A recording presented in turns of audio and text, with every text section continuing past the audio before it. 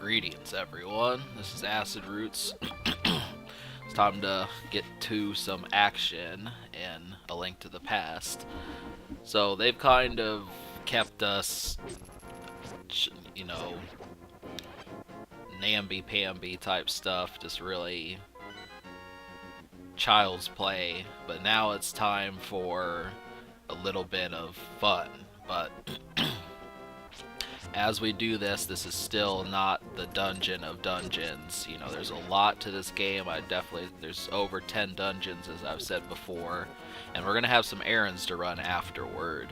Now, actually, as I do this, I'm gonna kind of do it at face value, which means I'm just gonna do it as I react to it, because I'm not going to be able to remember every single thing that we have to do. Now, I could technically do that if I wanted to, but then I'd have to watch the game while LPing the game just to do it. I also don't want to steal from other people's, schedule, so I'm going to do it the way I would do it, even though I'm deciding how I'm going to do it.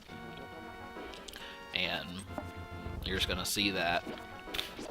So we're going to enter the Eastern Palace, and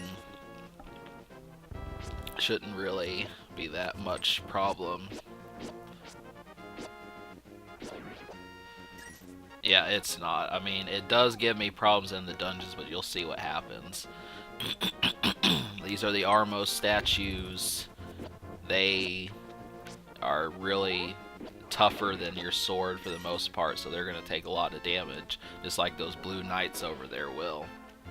But for the most part, this is just like a warm-up. I think you may like the music.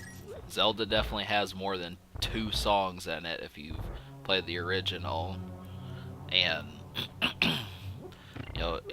this is actually a little bit better possibly than later in the game, but you'll see. So when I played this back in the year 2000, 2001, I got past this part, but as it got along, I think I may have beaten like the first 3 dungeons, and you get the pendants in the dungeons, and these dungeons. And then I probably got the Master Sword too. I just don't remember. That's the whole thing about it. I mean, I've played through this game 3, 4, or 5 times in my life, and one was in the year 2000, 2001, one was in the year 2002,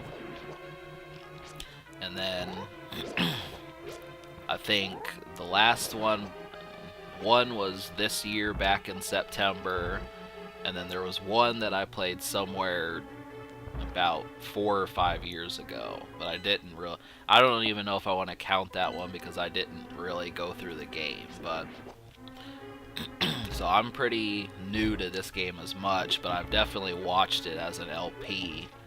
I mean, this was one of the first ones when I got hooked on Let's Playing. I said, well, I remember Zelda, and so yeah, that was... Of course, I was late to the party with Let's Plays. I kind of do this as if people haven't already watched this game like 5 or 6 times. Because I know the height and the peak of Let's Plays was kind of in 2008 through 2010. And so, obviously you have to have something in order to do these games. But I feel like this kind of having a instructional and detailed LP. Not every single person knows the enemies of this game. Like, these are Stalfos, which were one of the enemies in the first game. This has a lot of stuff in it that you can provide details with, so it's good. It's like when you open up Smash Brothers Melee and you read the profile on the trophies. Prior to that, some people may not have even known anything, so this is good stuff for, just for all intents and purposes. So yeah, I've actually played just about every Zelda game. These are pretty much second nature to me. I may not have beaten every single game, but I've at least gotten to a dungeon or two in every single one. Link's Awakening, Oracle of Ages, I've gotten through multiple dungeons in those games. I haven't really played The Adventure of Link.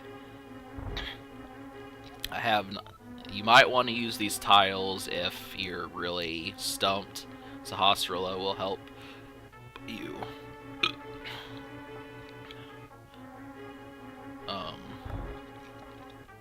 What was I gonna say? Yeah.